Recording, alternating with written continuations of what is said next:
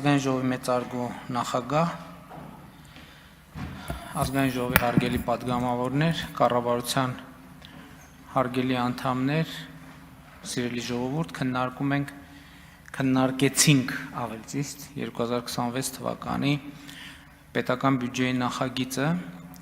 եւ իհարկե ֆինանսների նախարարը եւ պատգամավորները այս երկփուլ քննարկումների ընթացքում բազմաթիվ հարցերի անդրադարձել են,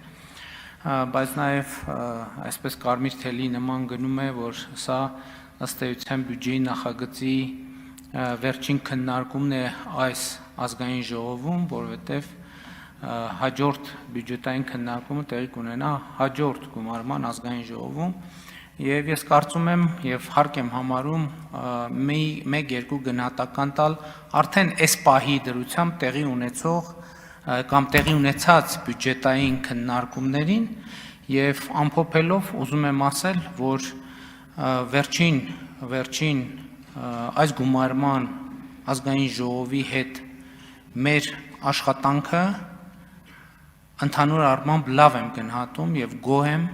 կառավարության արած աշխատանքից եւ իհարկե գերազանց չեմ գնահատում, այլ գնահատում եմ լավ եւ հիմա ուզեմ ասել, թե ինչու եմ լավ գնահատում։ Օրինակ մենք իհարկե դեկտեմբեր ամսում ենք բյուջետային տարին, դեռևս չի ավարտվել, բայց մենք որոշակի վստահ կանխատեսումներ ունենք 2025 թվականի բյուջեի հարկային եկամուտների կատարման առումով եւ պիտի ասեմ, որ վստահ ենք, որ 2025 թվականի պետական բյուջեի հարկային եկամուտները 2017 թվականի պետական բյուջեի հարկային եկամուտներից ավել կլինեն 1 տրիլիոն 542 տրիլիոն դրամով կամ 133%-ով։ Ես ուզում եմ մեզ նրբության վրա մեր բոլորի ուշադրությունը հրավիրեմ։ Այս տարվա մեր բյուջեի ավելացած մասը 2017-ի համեմատ ավելին է, քան 2017-ի ընդհանուր բյուջեն։ Այսինքն մեր ավելացած մասը 2017-ի տարեկան բյուջեից ավելին է։ Եվ ինչ եմ 17 թվականի հետ համեմատում, որովհետև 2018 թվականի երկրորդ կեսին բյուջետային տրամաբանությունը փոխվել է, չնայած 18 թվականի համեմատությամբ նույնպես մեր բյուջեի եկամուտները աճել է։ 2021 թվականի խորհրդարանական ընտրությունների ժամանակ մենք խոստացել էինք, որ միջինում տարեկան կապահովենք 7% տնտեսական աճ։ Այս խոստումը լի կատարված է, որովհետև վստահ ենք, որ 5 տարիների արդյունքում նվազագույնը ամենանվազ տարբերակը ասեմ 7.5-7.6% տնտեսական աճ կապահովենք, իրատեսորեն ավելի բարձր աճ կապահովի միջին տարեկանում։ 2021-2024 թվականներին արդեն Հայաստանի Հանրապետության համախառն ներքին արդյունքը աճել է 36.6%-ով։ Սա շատ լավ ցուցանիշ է։ Հիմա շատ որ խոսում ենք, անդադ քննարկվում է այդ հարցը, խոսվում է այն մասին, ասում են շատ լավ, խոսում եք բյուջեի աճ, տնտեսական աճ եւ այլն, աշխատավարձերի աճ, աշխատատեղերի աճ, բայց լավ մարդկանց կյանքի վրա դա ոնց է ազդել։ Հիշում եք նաեւ հանձնաժողովի քննարկումների ժամանակ ես այս հարցին անդրադարձել եմ եւ ուզում եմ այս հարցին նույնպես պատասխանել փորձագիտական եզրակացությունների հիման վրա։ Գիտեք, ինձ մեր տնտեսագետ գործընկերները հուշել են, որ այդ հարցի պատասխանը կարող է տալ այսպես կոչված ջինի գործակիցը, որը ցույց է տալիս, թե երկրում գեներացված եկամուտները ինչքանով են հավասարաբար բաշխվում բնակչության միջև։ Եվ վերջին ցուցանիշներով Հայաստանի Հանրապետությունը էական բարելավում է ունեցել այս տեսակետից եւ նախորդող շրջանի նկատմամբ մենք բավականին լավ աճ ունենք, ինչը նշանակում է, որ երկրում գեներացվող գումարները, արդյունքը հնարավորինս, այսինքն դրա բաշխումը հնարավորինս հավասար եւ արդար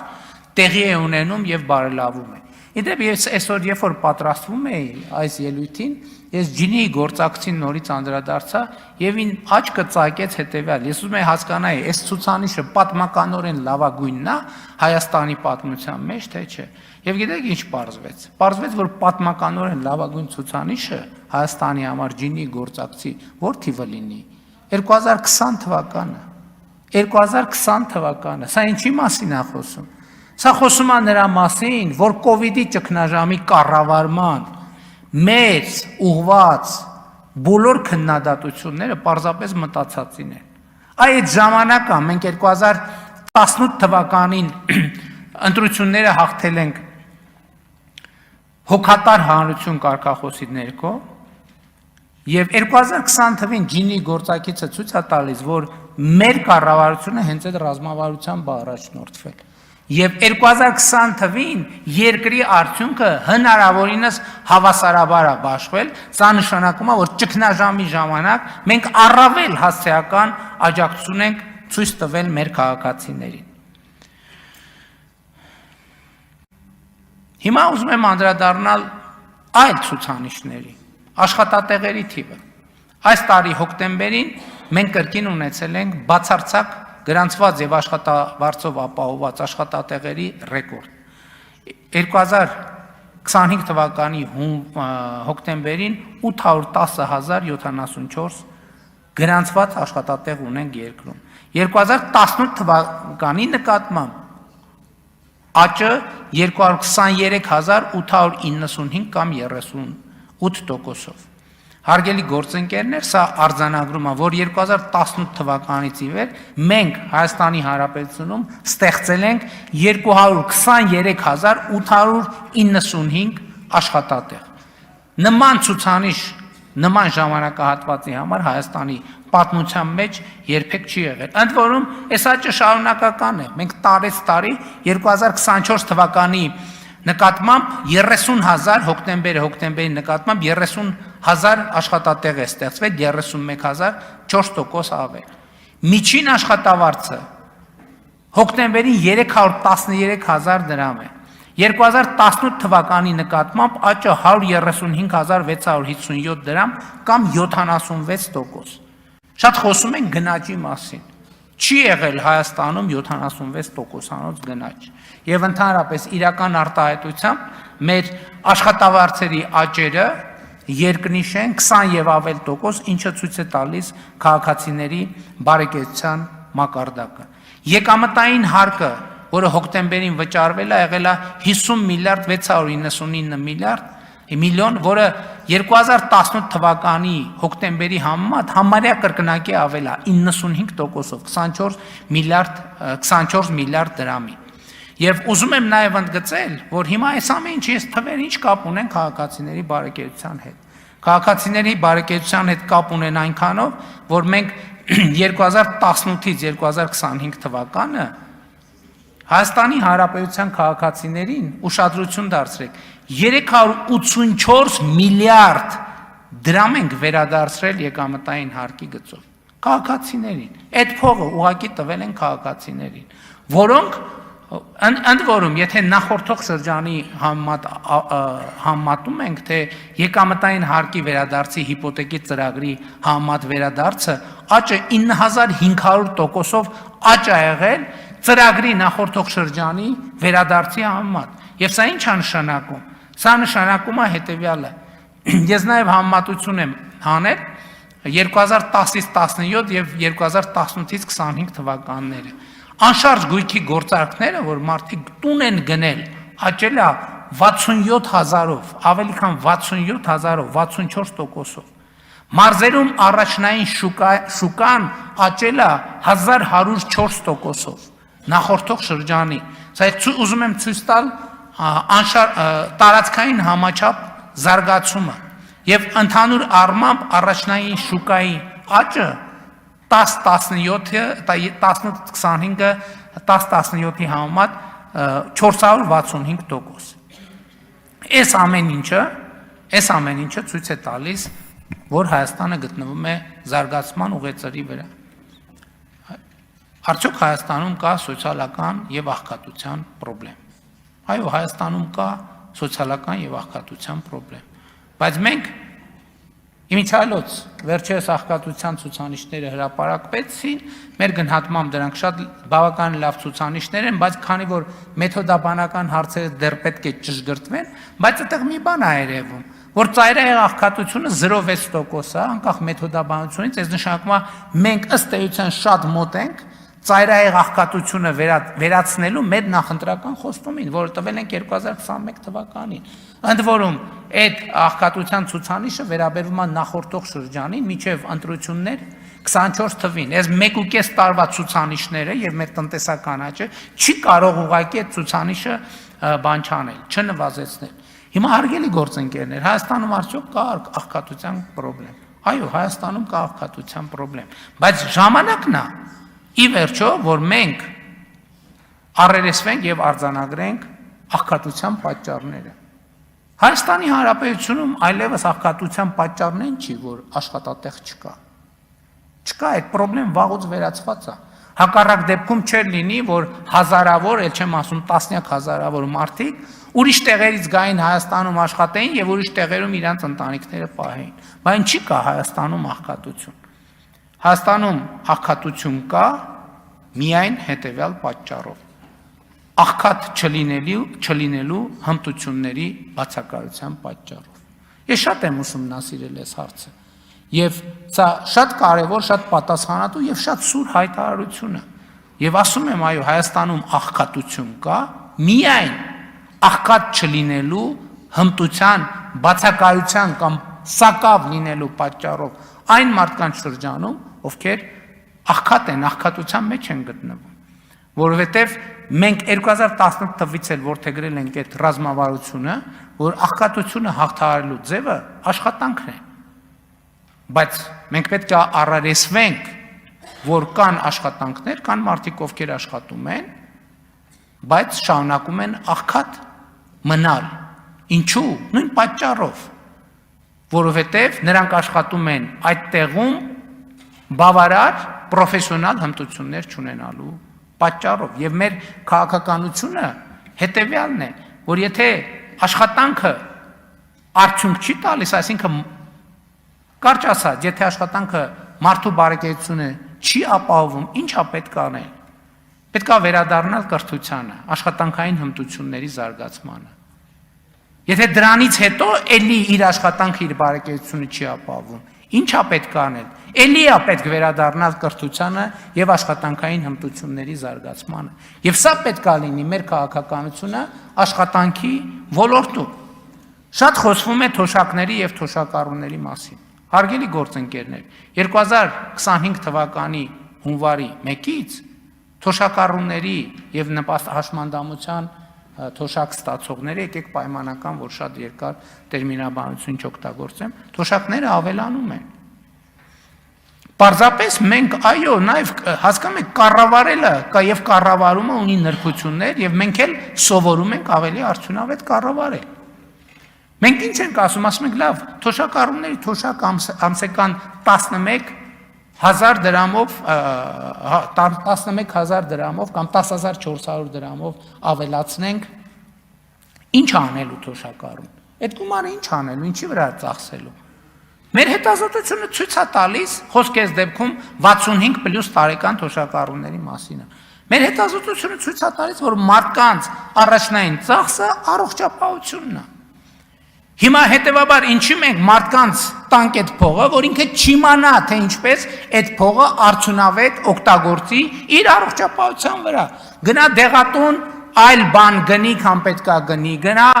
ստանա այն բուժտարայությունը, քան պետքա ստանա։ Մենք այդ 10,000 դրամը դնում ենք առողջապահության ապահովագրության մեջ, ստեղծում ենք համակարգ, որտեղ ինքը ստանալու է մեծ հավանականության ոչ թե 10,000, այլ գուցե 20, գուցե 30, գուցե 40, գուցե 50,000, գուցե 100,000, գուցե 500,000 դրամի ծառայություն։ Եվ եթե այս ծառայությունների թվերը գումարենք իրար, մենք երբ որ ուզում ենք հաշվել, թե Հայաստանում թոշակառուների բանը թոշակը այդ առումով ծախսը ինչքան է, մենք տարվա կտրվածքով տարվա կտրվածքով այդ առողջապահական մատուցված փաստացի ծառայությունների գինը պետքա տարածենք այդ ամեն ինչի վրա, պետպատվերի վրա ավելացած է։ Որովհետև շատ է գնում, դուք ես խոստացել, չեք արել, այն չեք արել։ Կներեք, մենք խոստացել ենք, որ առողջապահության ապահովագրություն լինելու է, բայց չենք խոստացել, որ թոշակառուն դրա համար չի վճարելու։ Եվ մենք հիմա այս լուծմանն ենք գնում։ Նույնն էլ թոշակառուների թոշակը ավելանում է նաև անկանխիկ առևտրի պարագայում։ Եվս որոշակի տոկոս էլ այդտեղ է ավելանում։ Մի հատ էլ սրա վրա ավելանում է համընդհանուր, մենք անկանխիկ առևտրի դեպքում, որը արվում է արքա քարտերով, բոլոր քաղաքացիներին 2% հետ վճար ենք տալիս, թոշակառուներին պլյուս այս 2%-ն էլ մի հատ էլ այդտեղ է ավելանում թոշակառուներին։ Էլի եթե համեմատել ունենք, սիրում են խոսել համեմատելու մասին։ Իսկ նաև մենք էս էլ պետք է հաշվի առնենք, հարգելի գործընկերներ, 2018 թվականի համեմատ թոշակառուների թիվը Հայաստանի Հանրապետությունում աճել է 106,697 մարդով, 19%-ով։ Ընդ որում, ես ուզում եմ, ինչի եմ գոհ նաև մեր աշխատանքից, որտեղ 2018 թվականի հունվարին Հայաստանի Հանրապետությունում թոշակառուների թիվը ավելի է եղել, քան աշխատողների թիվը։ 555,000 թոշակառու ա եղել, 513,000 աշխատող։ Այսօր էլ այս ճեղքը կամ այս հարաբերակցությունը մեզ այսքան էլ չի բավարարում։ Եվ ես առողջապահության ներողություն աշխատանքի եւ սոցիալական հարցերի նախարարը երբ որ նշանակեց, իհարկե նախորդ նախարարի առաջ էլ ես այդ խնդիրը դրել էի։ Ես խնդիր եմ դրել, որ մեզ համար եւ դա նաեւ մեր նոր տնտեսական քաղաքականության հիմքերից պետք է լինի, թոշակառուների տնտեսական ակտիվացումը պետք է լինի մեր առաջնահերթ ծրագրերից մեկը։ Ես հիմա մի միտք եմ ուզում ասեմ, որով ես տարվել եմ վերջին ամիսներին, այդ թվում ուսումնասիրելով շատ հաջող բիզնես միջազգային բիզնես բրենդների ծագման պատմությունը։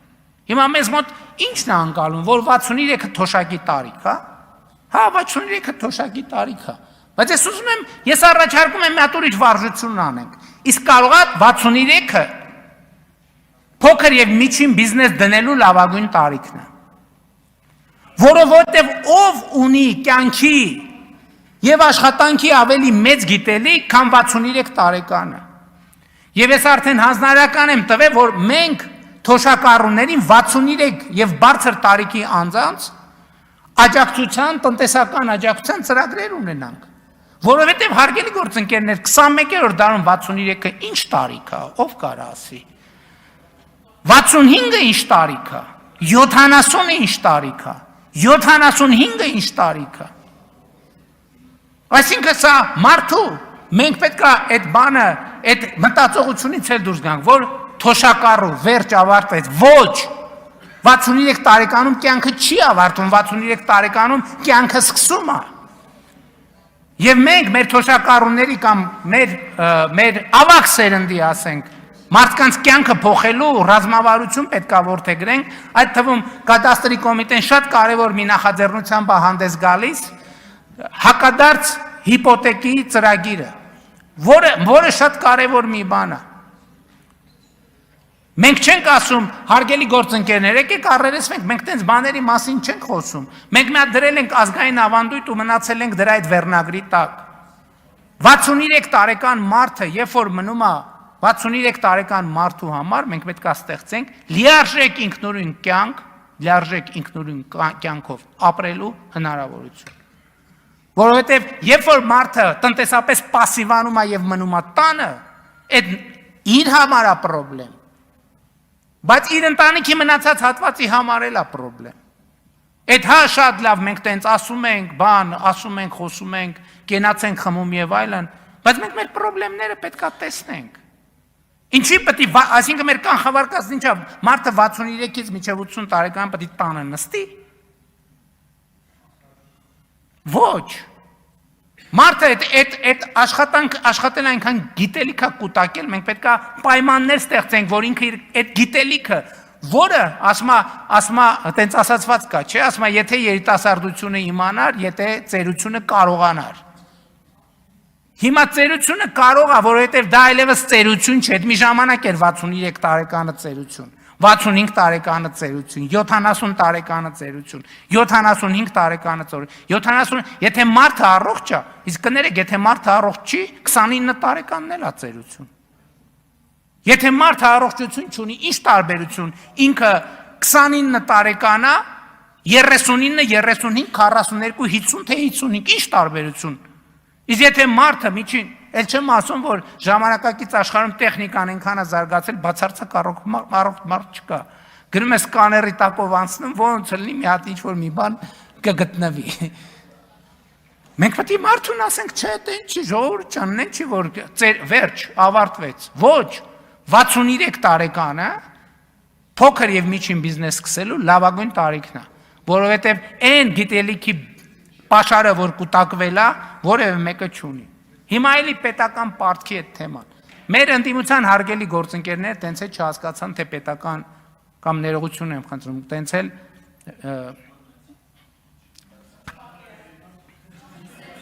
մի խանգարեք։ Լավ, տենց է ճիշտ չհասկացան, թե պետական բյուջեն, հիմա մեր կանոնակարգով եմ առաջնորդում, էլի, Փորձում եմ վարչական վարույթի տակ չընկնեմ կուսակցության ներս։ Դրա համար էլ այդ 20 թվի այդ պատմությունը հիմնադրամի միջևում էլ գլխի չեն ընկնում։ Պետական բյուջեն մի հատ տակառ է, որի մեջ լցնում ենք ջուր։ Մի հատ կանաչ դույլով ենք լցնում, մի հատ կարմիր դույլով, մի հատ դեղին դույլով, մի հատ շագանակագույն դույլով։ Հետո ծորակով ներքևից բացում ենք այդ ջուրը գալիս է, երբ որ այդ ջուրը գալիս է, մենք չենք կարող ասենք այս բաժակի մեջ դեղին դույլի ջուրը լցվեց, կանաչ, կարմիր թե կա, որովհետև պետական բյուջեն մի հատ ընդհանուր հասկացություն է։ Այսինքն դու որ փողը ծախսում ես, իհարկե կան նաև նպատակային բաներ, վարկային ծրագրեր, որ ծախսում ես միայն կոնկրետ նպատակի համար, բայց ընդհանուր առմամբ պետական բյուջեն կամ որ դու նպատակի համար, ասենք, մի նպատակի համար ուղղում ես, դա քո նպատակն է, ուրիշի նպատակը չի։ Դա նշանակում է, երբ որ դու վարկային ծրագիր ուղղեցիր այդ կոնկրետ նպատակի համար, այդ տակառի մեջ ուրիշ ջուր հայտնվեց, որ դու կարող ես օգտագործել այլ նպատակի համար, որովհետև այդ ջուրը սկզբանե ինչ նպատակի համար նախատեսվել էր, դրա համար դու ուրիշ տեղի ջուր ես բերել եւ այդ ջրով ես ջրել։ Ինչն է անհասկանալի։ Հիմա պետական պարտքի այս բանը, այս պատմությունը Ընդ որում, այո, մենք չենք ուզում այդ թեմայի մասին խոսենք, որովհետև չենք ուզում, հիմա ինչ ենք ուզում խոսել, որովհետև հիմա խաղաղությունը հաստատված կարող ենք խոսել։ Պետական պարտքի ամբողջ ավելացումը կամ չեն տեսել իրանք բյուջեով։ 2018-ից մինչև 2025 թիվը ներառյալ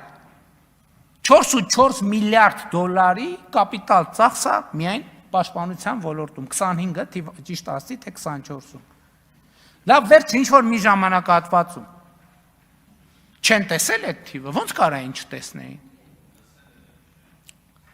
Հաջորդը, այս մի ուղղությունն է, հաջորդ ուղղությունը ինչ-որ պարտքը ավելացա, կապված է Ղարաբաղի փախստականների և Ղարաբաղի հետ կապված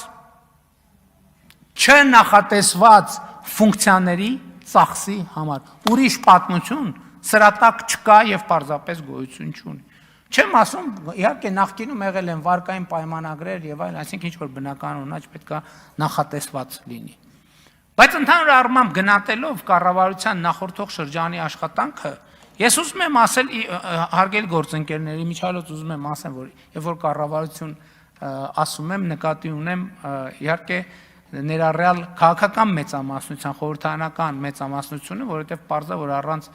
խորհրդարանական աջակցության կառավարությունը չի կարող աշխատել։ Քաղաքական մեծամասնության աշխատանքը, ես ուզում եմ ասել, որ ես լավ եմ գնահատում մեր աշխատանքը։ Բայց ամենակարևորը տնտեսական ցուցանիշները չեն։ Ամենակարևորն է նա, որ մենք Հայաստանը դուրս ենք բերել թակարդից։ Հայաստանը դուրս ենք բերել աշխարհաքաղաքական թակարդից։ Այս բոլոր տնտեսական ցուցանիշները իրանք իհարկե կարևոր են, բայց ամենակարևորը չեն։ Ամենակարևորն է նա, որ մենք Հայաստանը դուրս ենք բերել թակարդից։ Մենք Հայաստանը դուրս ենք բերել փակողուց։ Մենք Հայաստանը դուրս ենք բերել միտեղ, որտեղ բոլոր ուղղություններով Հայաստանի առաջ բացվել է հեռանկար։ Եվ Հայաստանի ժողովուրդը իր ինքնիշխան կամքով կարա որոշի, թե ինքը որ ուղղությամբ, ինչ զարգացման, ինչ տեսլականա որդեգրում։ Հիմա նաև տեղի ունեցավ վերջին կարևոր իրադարձությունը, որ ընդդիմություն եկել նոր թեմա ենք տև, հրապարակեք բանակցային փաթեթը, հրապարակվեց բանակցային փաթեթը։ Հիմա էլի նույն նարատիվները, որոնք վաղուց հնացած են։ Ես ձեզ մի բանաձև եմ ասում, ինչ կասեն ընդդիմության բարձրացրած բոլոր հարցերի պատասխանը։ Երբ որ իրանք խոսում են բանակցային գործընթացի մասին, սենց պտիլներ, հարգելիներս հարց տանք, իրանք քանի տարի, 30 եւ ավելի տարի իշխանություն են եղել։ Մի կտորով էլ, ասենք ինչ որ 10 կամ չգիտեմ։ 100 անգամ ասել են, բա որ տենց շանսեր կար, բա ինչի՞ չգլուծել։ Եկեք անդրադառնանք այս հարցին, այսինքն եղել է լուծման, ինչպես իրենք են ասում, հայամետ լուծման շանս ա եղել, դուք չեք արել, բան չեք մեզ դավաճան ասում, ուրեմն դուք եք, ձեզանից մեզ դավաճան չկա։ Տարբերակ A եւ B տարբերակ, այդ ամենը ընդամենը աչքակապոցի է։ Ընդամենը աչքակապոցի է։ 2019 թվականի ԵԱԿ Մինսկի խմբի առաջարկը, հարգելի գործընկերներ, ես ուղիղ, անուղակի, մի քանի անգամ, հիմա էլ բանա, հրապարակված է։ 100 անգամ ասել եմ, ես երբեք Հայաստանի Հանրապետության նախագահ չեմ եղել։ Այդ փաստաթուղթը սկսվում է, որ ներկայացվել է։ Մենք Հայաստանի եւ Ադրբեջանի նախագահներս, այսինքն դա ինչ է, այդ փաստաթուղթը ընդհանրապես ոնց է արել։ Ես երեք մի քննարկման ժամանակ ես արձանագրեցի, որ ես նրբությանը չեմ անդրադարձել, որովհետև ես այնքան շատ բանի եմ անդրադարձել, ինձ թվում է թե ամեն ինչի անդրադարձել եմ։ Այդ 19 թվի փաստաթուղթը ոնց է հայտնվել։ Այդ 19 թվի փաստաթուղթը հայտնվել է հետևյալ տրամաբանությամբ, երբ որ ես 2018 թվականին վարչապետ եմ դարձել։ Ես խնդիր եմ դրել, ասել եմ համանախագահների առաջ բոլոր, ասել եմ, ստեղ թղթեր կան լիքը, ես մի չեմ հասկանում, այս թղթերից որն է այս պահի մեկնարկային կետը բանակցային գործընթացի նախորդող շրջանի բանը, ամփոփումը, սեղմագիրը, որն է նախորդող շրջանի բանակցային գործընթացի սեղմագիրը։ Այդ 2019 թվականի հունիսի թուղթը է, երբ որ ես ասել եմ ինձ, ասեք որն է սեղմագիրը նախորդող շրջանի, համանախագահները դա տվել են որպես նախորդող շրջանի բանակցային սեղմագիր։ Եվ այդ համատեքստում է, որ ես հարց եմ տվել, ասել եմ լավ, ես կարդում եմ։ Հիմա ինձ հետաքրքիր է ձեր մեկնաբանությունը։ Հիմա այս փաթեթներով կարա Ղարաբաղը չլինի Ադրբեջանի կազմում։ Որևէ այս մեխանիզմով։ Եվ հնչել է շատ հստակ պատասխան, այո, եթե Ադրբեջանը համաձայնվի։ Սա ինչ, հա, նաև գրած է, իհարկե, գրած է, բայց նոր մարդ ես մտածում ես գրածը կարող է ճիշտ չես մեկնաբանում։ Ավարտ, սրանով հիմա եկել են, էլ չեմ ասում, այդ փաթեթի վերջին կամ առաջին փաստաթուղթը 2018 թվականի ապրիլի Սերժ Սարգսյանի ամբիոնից ունեցած ելույթն է։ Վերջացել է այդ պատմությունը, չկա տարընթերցում ընդհանրապես բանակցային գործընթացի, չկա միջին վիճակագրական Հայաստանի Հանրապետության քաղաքացին այդ փաթեթը ծայրից ծայր կարդա, իր համար ոչ մի հարց չի ծագի։ Հիմա բա Քիվեստի փաթեթը ինչի չի հրապարակվել, որտեղ չկա Հայաստանի կառավարության տիրապետության ներքո Քիվեստի փաթեթ։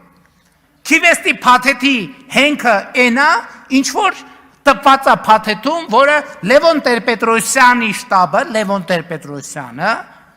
տվել է Հայկական ժամանակ թերթին եւ հրապարակվել է։ Էդ է Քիվեստի գաղափարական հիմքը, եւ էլ չեմ ասում դրա կարիքը չկա, ես վերջերս Ազատություն ռադիոկայանը շատ մանրամասն փաստաթղթերով